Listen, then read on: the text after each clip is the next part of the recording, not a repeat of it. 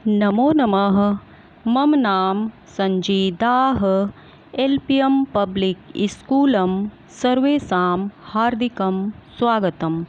प्यारे बच्चों, आज हम सब अपनी पाठ्य पुस्तक संस्कृत रत्नम के कक्षा 6 के प्रकरण है कारक प्रयोग नामक पाठ का अध्ययन करेंगे। तो चलिए आज की कक्षा आरंभ करते हैं। देखिए बच्चों, इसमें आप सबको कारक के बारे में बताया गया है कि कारक का प्रयोग कैसे करते हैं। जैसा कि आप सबको पता है कि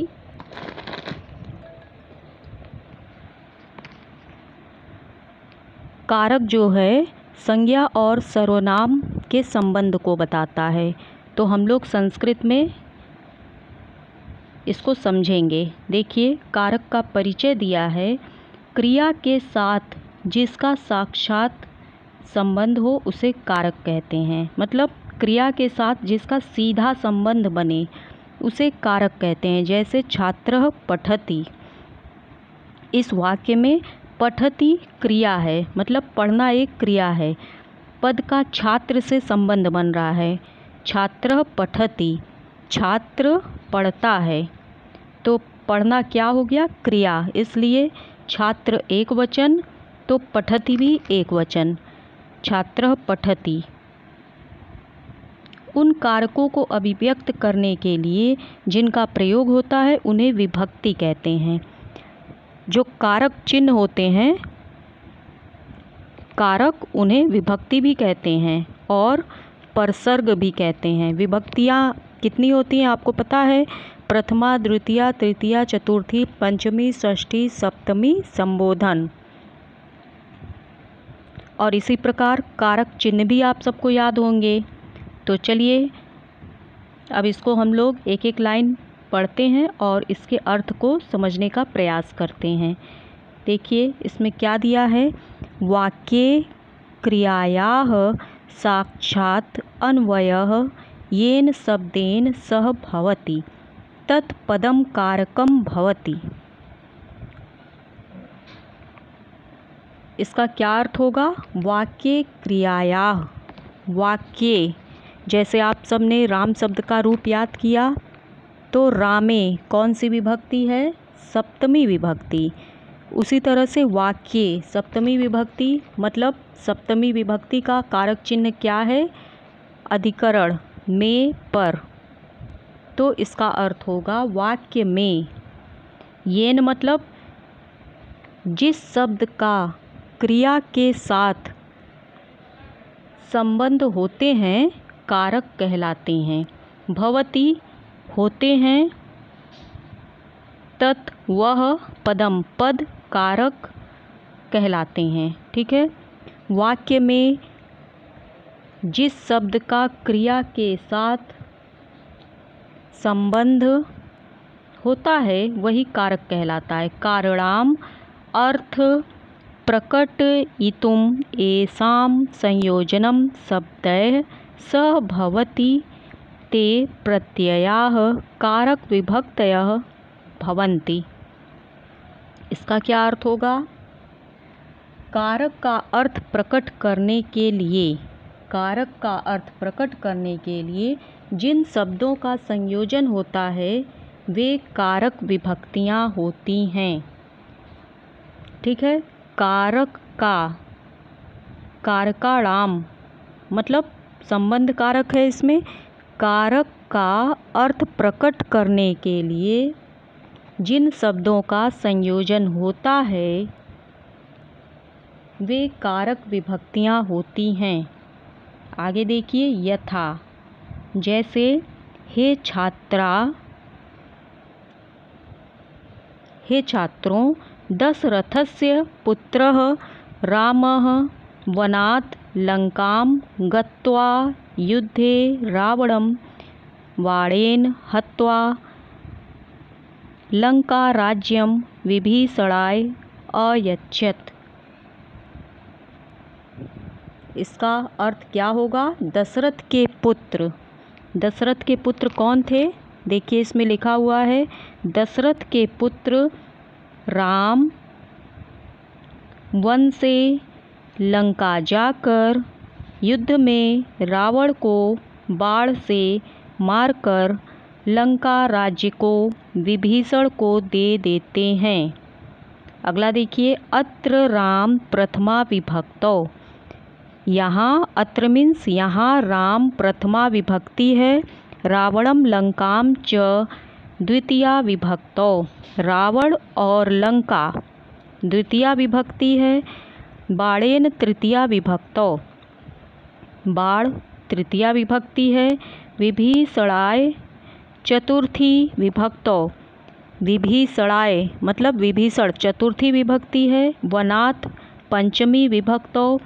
वनात् पंचमी विभक्ति है, दशरथस्य जैसे रामस्य षष्ठी विभक्ति है, युद्धे रामे युद्धे सप्तमी विभक्ति के लिए प्रयोग होते हैं। अगला देखिए, हे छात्राः संबोधनम अस्ति। हे छात्रा संबोधन है, इसका चिन्ह देखिए, संबोधन है। संबंधम संबोधनम च विहाय कर्ता कर्म करण संप्रदान अपादान अधिकरणम इति षट् कारणानि भवन्ति। हे छात्रा संबोधन है, संबंध और संबोधन, कर्ता कर्म करण संप्रदान अपादान अधिकरण, ये सभी 6 कारक होते हैं।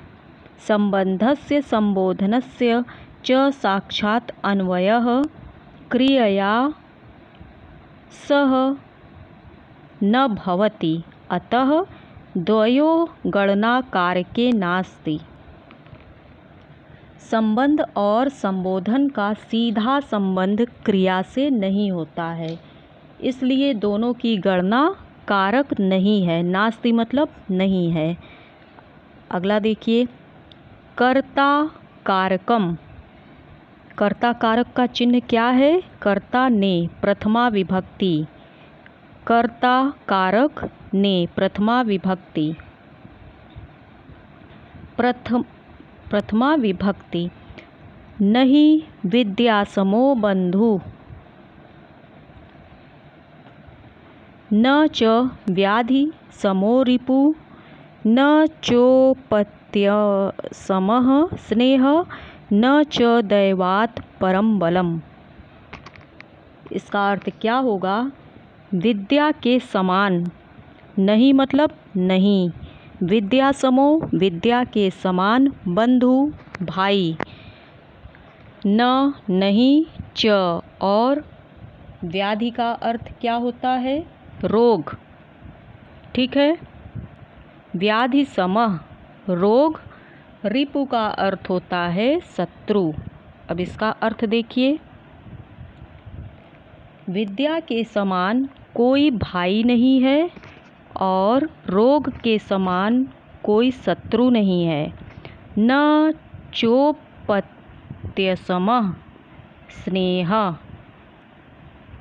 अपत्यसमः मतलब संतान के समान, संतान के समान स्नेह नहीं है। ठीक है,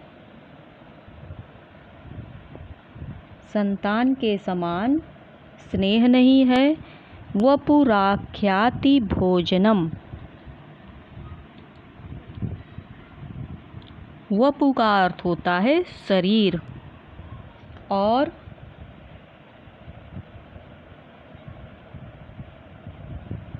देव के अतिरिक्त कोई बल नहीं है, अर्थात शरीर के अतिरिक्त कोई बल नहीं है।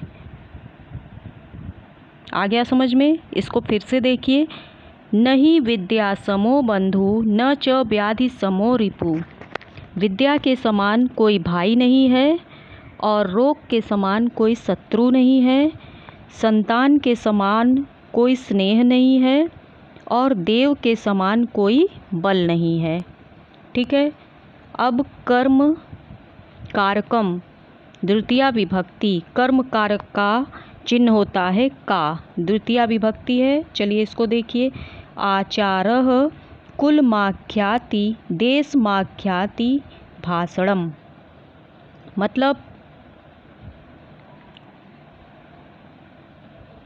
आचरण किसको बताता है? कुल को बताता है। कुलमाख्याति, आचरण मतलब व्यवहार, स्वभाव। आचरण, आचारः कुलमाख्याति, आचरण कुल को बताता है। देशमाख्याति भाषणम, भाषण देश को बताता है। संभ्रमः स्नेहमाख्याति वपुराख्याति भोजनम, संभ्रमः इसका अर्थ क्या होता है? आदर सत्कार, और सम्मान स्नेह को बताता है। वपुराख्याति भोजनम, वपु का अर्थ होता है शरीर, और भोजन शरीर को बताता है। फिर से देखिए, आचारः कुलमाख्याति देशमाख्याति भाषणम, आचरण कुल को बताता है और भाषण देश को बताता है। संभ्रमः स्नेहमाख्याति वपुराख्याति भोजनम, सम्मान स्नेह को बताता है और भोजन शरीर को बताता है। अगला देखिए, करण कारकम, करण कारक का चिन्ह क्या होता है? से, द्वारा, इसमें तृतीया विभक्ति है। अक्रोधेन जयेत, जैसे रामः रामम रामेण, उसी तरह से तृतीया विभक्ति इसमें है अक्रोधेन। जयेत, क्रोधम साधुम साधुना जयेत, जयेत कदर्यम दानेन जयेत, सत्येन चानृतम। अक्रोधेन जयेत, क्रोधम साधुम साधुना जयेत, मतलब शांति से क्रोध को जीतो, शांति से क्रोध को जीतो। और साधु साधुना सजेत, जयेत, और सज्जनता से साधन को जीतो। जयेत कदर्यम दानेन, दान से लोभ को जीतो, दान से लोभ को जीतो। कदर्यम मतलब कंजूसी, दान देकर कंजूसी को क्या करो? जीतो, लोभ को जीतो। और जयेत सत्येन चानृतम, चानृतम इसका अर्थ होता है झूठ, और सत्य से असत्य को जीतो।